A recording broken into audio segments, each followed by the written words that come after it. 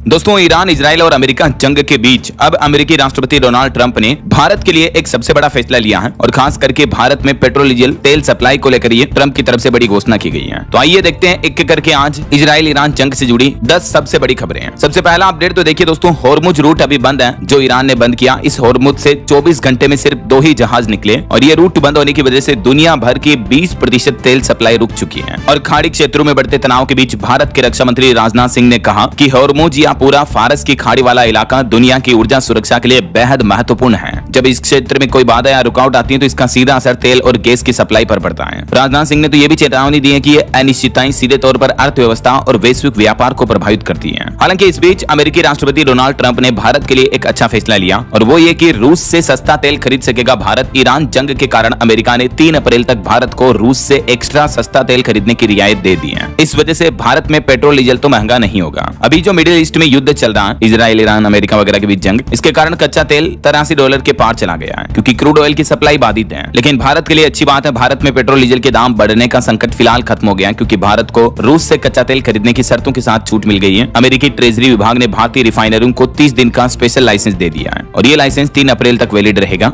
America के treasury सचिव Scott Bessent ने 6 मार्च को बताया कि राष्ट्रपति ट्रंप के ऊर्जा एजेंडे के तहत यह अस्थायी कदम उठाया गया है। ये देख सकते हैं आप, अमेरिका के द्वारा इस बारे में ट्वीट भी किया गया ट्रेजरी सेक्रेटरी स्कॉट बेसेंट की तरफ से। हालांकि इसमें यह भी शर्त रखी गई है कि 5 मार्च तक लोड हुए जहाजों का ही तेल खरीद सकेंगे। ये एक कंडीशन होगी इसमें। ये एक्चुअली होर्मुज रूट का इलाका क्या है देख सकते हैं आप, मैंने आपको बताया भी था। ये जियोपॉलिटिकल लोकेशन के हिसाब से काफी महत्वपूर्ण लोकेशन है क्योंकि यही वो इलाका दोस्तों जहां से दुनिया भर का मेजर क्रूड ऑयल जो अलग अलग कंट्रीज में सप्लाई होता है, लगभग 50% इस रूट से होकर जाता है। तो अब आप सोच सकते हैं कि ये रूट कितना अहम है। लेकिन क्योंकि ये रूट ईरान के अंतर्गत आता है तो ईरान पर अभी जो मिडिल ईस्ट कंट्रीज में युद्ध हो रहा है, तो इस वजह से ईरान ने इसको बंद कर दिया और ये भी कह दिया कि यहाँ से अगर हमारी इजाजत के बगैर जहाज गुजरा तो हम उसे डिस्ट्रॉय कर देंगे, मिसाइल फोड़ देंगे उस पे। ऐसा अभी तक जंग के हालातों की बात करें दोस्तों तो अमेरिका, इजराइल और ईरान जंग का आज 7वां दिन है और खुद ईरान की रेड क्रिसेंट सोसाइटी के मुताबिक ऑफिशियल डेटा जो है उसके अनुसार अमेरिका और इजराइल के हमलों से देश भर में 3000 से ज्यादा घरों और सैकड़ों दुकानों को भी नुकसान पहुंचा है। इन हमलों में सबसे ज्यादा ईरान की राजधानी तेहरान को नुकसान हुआ है और इस जंग में अब तक ईरान के 1200 लोग मारे गए हैं, जबकि इजरायली हमले में करीब 300 ईरानी मिसाइल लॉन्चर्स भी तबाह हो गए हैं। युद्ध की वजह से देश के ज्यादातर हिस्सों में बिजली और पानी की सप्लाई भी ठप हो गई है। और ये देखिए, अमेरिका ने आज एक वीडियो जारी किया है जो ईरान का एयरक्राफ्ट हैंगर है जहां एयरक्राफ्ट रखे जाते हैं, स्टोर किए जाते हैं ईरान के द्वारा, वहां पर अमेरिका ने हमला किया है, देख सकते हैं आप। और अमेरिकी राष्ट्रपति डोनाल्ड ट्रंप ने ईरान के जो पुराने सुप्रीम लीडर थे खामेनेई, जिनकी मौत हो चुकी है अमेरिका के हमले में, उनकी जगह अब नया सुप्रीम लीडर बनने को लेकर भी ट्रंप ने कहा कि ईरान मेरे बिना सुप्रीम लीडर ना चुने। ऐसा उन्होंने ये भी कह दिया कि अगर ईरान ने मेरे बिना सुप्रीम लीडर चुना तो ईरान को महंगा पड़ेगा। ईरान अपने नए सुप्रीम लीडर के सिलेक्शन में अमेरिका को जरूर बीच में रखे, अमेरिका का रोल जरूरी है, कहना ट्रंप का खुद का। और जो खामेनेई के बेटे को सुप्रीम लीडर बनाने की रिपोर्ट चल रही है तो ट्रंप ने यह भी कह दिया कि बेटा सुप्रीम लीडर के रूप में हमें मंजूर नहीं होगा। ऐसे में सबसे बड़ा सवाल ये कि आखिर ईरान का नया सुप्रीम लीडर अब कौन होगा, ये अमेरिका तय करेगा। ट्रंप बोले कि वेनेजुएला की तरह ही मैं यहाँ भी हस्तक्षेप करूंगा। ऐसा और अगली बड़ी खबर देखिए दोस्तों, अमेरिकी राष्ट्रपति डोनाल्ड ट्रंप के टैरिफ पर भी इंटरनेशनल ट्रेड कोर्ट ने एक बड़ा फैसला सुनाया और कहा कि कंपनियों को टैरिफ के 14.5 लाख करोड़ रुपए वापस लौटाने होंगे। हाल ही में इससे पहले आपको पता होगा अमेरिकी सुप्रीम कोर्ट भी ट्रंप को इस बारे में फटकार लगा चुका है क्योंकि ट्रंप जब से सत्ता में आए उल्टे सीधे टैरिफ लगाते जा रहे, कंपनियों पर लगाते जा रहे हैं। तो अब खुद अमेरिका की ही इंटरनेशनल ट्रेड कोर्ट ने ट्रंप प्रशासन को यह आदेश दिया कि जितना भी आपने अतिरिक्त टैरिफ लगाकर कंपनियों से पैसा वसूला वो वापस कंपनियों को लौटाया जाए, वापस रिफंड करने का आदेश दिया है। मतलब देखिए आप, जबकि इससे पहले अमेरिकी सुप्रीम कोर्ट भी ट्रंप को इस तरह का फैसला दे चुका है, लेकिन ट्रंप सर्वोच्च कोर्ट का भी आदेश अनदेखा कर रहे हैं। और वहीं देखिए दोस्तों, हमारे भारत के दिल्ली में जो रायसीना डायलॉग समिट चल रहा है, इसमें ईरानी उप विदेश मंत्री भी शिरकत कर रहे हैं। वो बोले कि आखिरी गोली तक लड़ेंगे। ट्रंप न्यूयॉर्क का मेयर नियुक्त नहीं कर सकते हैं तो हमारा लीडर क्या खाक तय करेंगे, क्योंकि आपको पता होगा न्यूयॉर्क में अभी भारतीय मूल के जो वो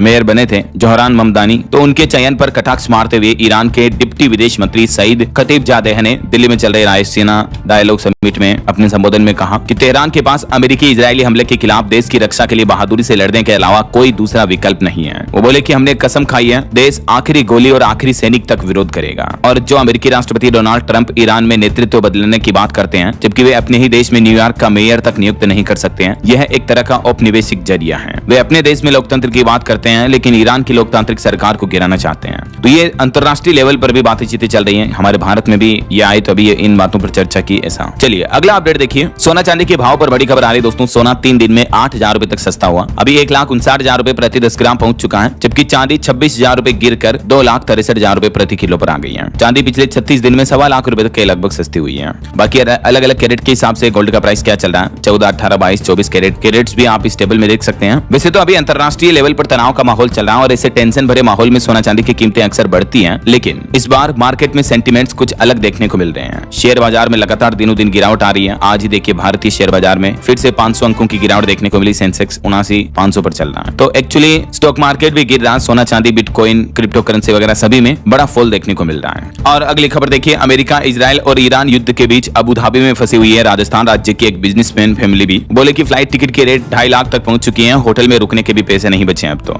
राजस्थान के कोटा का परिवार ये दुबई में फंस गया। फ्लाइट कैंसिल होने के कारण ये लौट नहीं पा रहे वापस। इन्होंने एक वीडियो बना करके भी जारी किया। हालांकि राजस्थान से तकरीबन 120 लोग जो कथा करने के लिए गए थे दुबई में, वो अभी वापस भारत लौट चुके हैं क्योंकि धीरे धीरे फ्लाइट सर्विस शुरू हो रही है। तो खबर है राजस्थान के जयपुर एयरपोर्ट से भी खाड़ी देशों की 5 उड़ानें अभी रद्द हैं। मस्कट, अबू धाबी, शारजहां और दुबई जाने वाले पैसेंजर्स 7 दिन से परेशान हैं। मिडिल ईस्ट युद्ध का असर न सिर्फ भारत के अंतरराष्ट्रीय एयरपोर्ट्स दिल्ली, मुंबई वगैरह इन बड़े शहरों में देखने को मिल रहा है, बल्कि छोटे एयरपोर्ट्स पर भी असर साफ साफ दिख रहा है। और बड़ी खबर देखिए, ईरान और दुबई में अभी बाजार खाली हैं। इटली की संसद में अमेरिकी राष्ट्रपति डोनाल्ड ट्रंप का विरोध देखने को मिला। बेरूत से भाग रहे हैं लोग। ये जंग की कुछ तस्वीरें आप देख सकते हैं। ईरान में हमलों के बाद हालात कैसे गंभीर चल रहे हैं। आसमान में धुआं धुआं और चारों तरफ विस्फोट, बस बर्बादी ही बर्बादी और बाजारों में सन्नाटा। ये चल रहा अभी ईरान और इजराइल जंग के बीच ईरान के ज्यादातर शहरों का हाल। और मिडिल ईस्ट की इस जंग को लेकर अब तो भारत के प्रधानमंत्री ने भी प्रत्यक्ष रूप से यह कह दिया कि इजराइल ईरान जंग जल्द ही खत्म होनी चाहिए। पीएम मोदी बोले कि सैन्य संघर्ष किसी भी समस्या का समाधान नहीं है। ईरान में अब तक 1000 से ज्यादा 1213 लोगों की जान जाने की खबर है। इस बीच भारत के प्रधानमंत्री नरेंद्र मोदी का यह कहना है। और युद्ध के बीच कई भारतीय अभी भी फंसे हुए हैं। जैसे देखिए आप, इजराइल में फंसे हैं यूपी के 6000 मजदूर। इन मजदूरों का कहना है कि सायरन बजते ही हम बंकर में घुस जाते हैं। मंत्री बोले कि मजदूरों की सुरक्षा करेंगे।